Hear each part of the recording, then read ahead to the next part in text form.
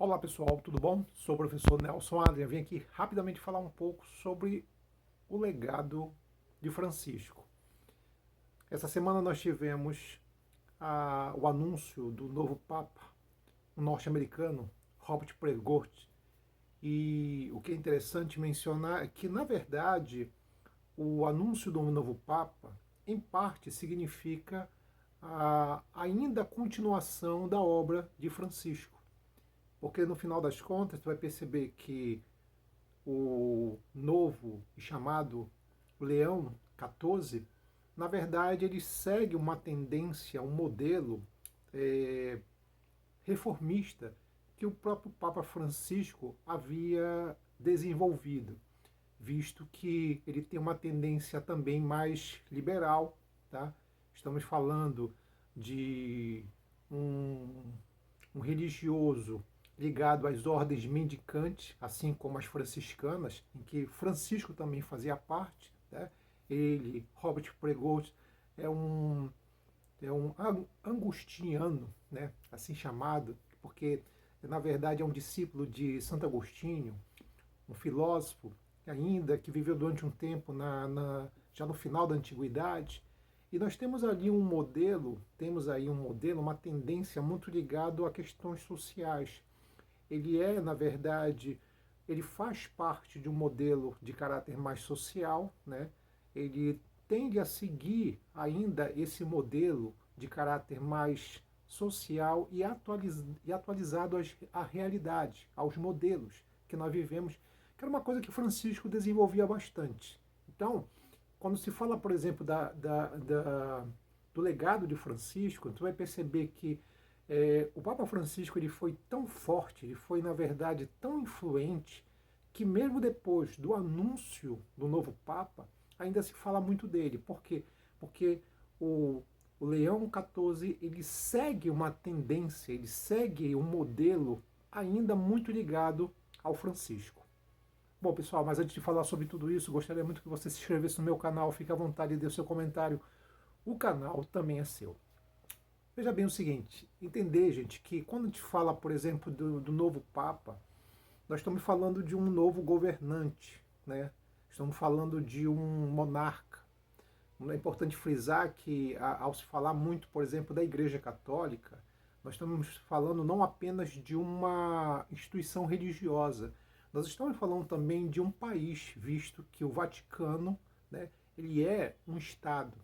Então, por tudo isso, esse Estado, que é o menor Estado do mundo, que ao mesmo tempo tem uma quantidade absurda de seguidores, estão falando de mais de 1 bilhão de pessoas classificadas, denominadas como católicas, e isso, de alguma forma, tem uma influência muito grande no mundo. Tá? Então, quando se elege um Papa, estamos falando aqui de um representante, de um chefe de Estado. Não é só um religioso, não é só um líder religioso. Tá? É importante frisar isso.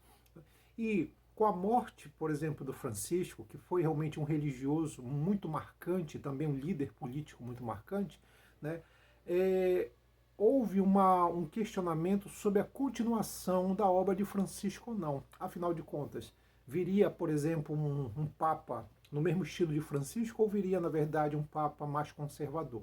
É importante frisar que Francisco ele fez uma articulação quase que velada, né, de uma maneira muito escondida. Porque primeiro que Francisco sabia que o seu mandato, digamos assim, né, ele não seria muito longo, tá? Até pela idade dele. Então ele começa o que? A desenvolver algumas reformas e ao mesmo tempo ele começa a, digamos assim, nomear alguns cardeais, muito na linha dele, muito na linha de um modelo mais social, mais liberal.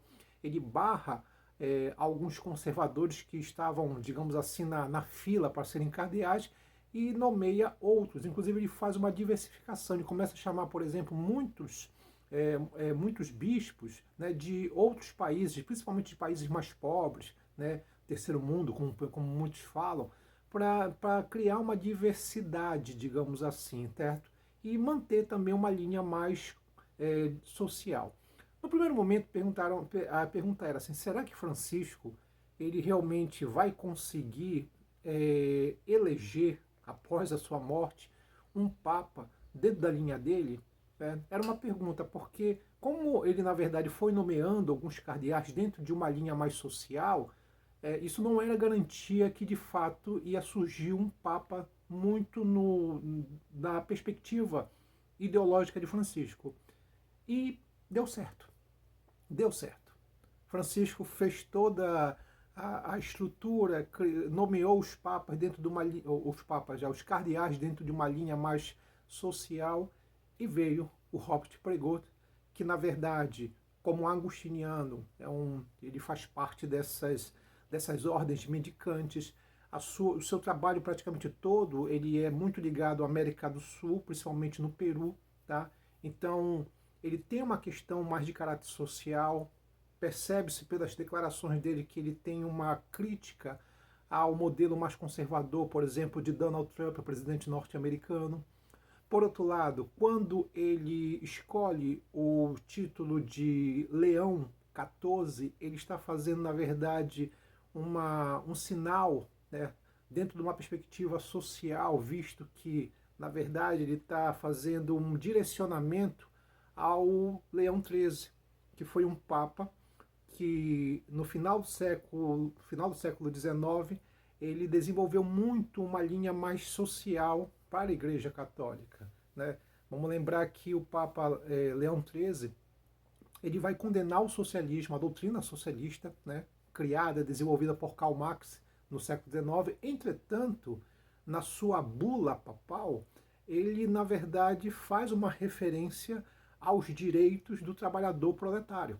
Tá? Porque era um tema na época muito forte, que era o fato de que o trabalhador, o proletário, ele tinha uma carga horária que varia entre 14 e 16 horas por dia, trabalhava muito, um salário de subsistência, né? Quer dizer, o Leão XIII, ele põe a Igreja Católica dentro de uma perspectiva social, porque antes disso, a Igreja Católica muitas vezes ela tentava ignorar, não ver, fazer vista grossa para questões de caráter social, como o caso dos direitos do trabalhador. Era muito comum a Igreja Católica, por exemplo, fazer, no máximo, o famoso sopão dos trabalhadores, né? Dos grandes centros urbanos, né? Ela promovia a distribuição de comida para os trabalhadores miseráveis, para os trabalhadores proletários que viviam na indústria e que muitas vezes não tinham como comer todos os dias. Então ela providenciava isso.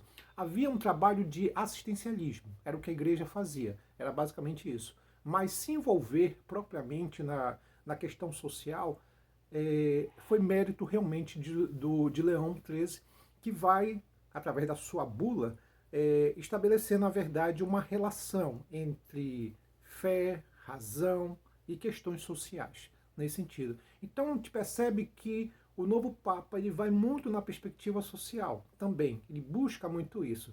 Não significa dizer que, então, o Papa Leão XIV ele vai ser, na verdade, uma espécie de Francisco II. Não, não é isso, né? Ele vai ter uma administração, uma gestão parecida com o Francisco. Não, também não é isso. Estamos falando de indivíduos totalmente diferentes em termos de personalidade, tá? Por exemplo, Francisco era mais carismático, tá? Francisco, ele tomava algumas atitudes, digamos assim, que provavelmente o Papa Leão XIV não vai desenvolver. Entretanto, a gente vai perceber, na verdade, que a linha ideológica vai se manter, que é uma linha mais de caráter social, focando os excluídos, os desiguais, focando principalmente a questão dos imigrantes, né, que a gente vai perceber que há um tema muito grande nesse sentido, tá? Visto também que o próprio Leão XIV veio, na verdade, se formou, se desenvolveu dentro de uma perspectiva social por estar tanto tempo como bispo no Peru. Então, por tudo isso, a gente está falando aqui de um Papa numa linha realmente ideológica mais de Francisco. Então, por isso que se fala assim do legado de Francisco, quer dizer, a herança que ele deixou ainda vai, digamos assim, ser desenvolvida, ser praticada, provavelmente na figura do novo Papa. Evidentemente que o novo Papa dá a entender, né, dentro, quem conhece ele, que é um homem mais, ele tenta ser mais conciliador, ele tenta ficar mais no centro, né? Ele tenta buscar uma ideia de um modelo, digamos assim, mais conciliador. Entretanto, tá, a linha social ideológica, né, vai se manter. Então mostra que o que o Papa Francisco fez, a sua estratégia em nomear cardeais dentro de uma linha mais social, deu certo. Né?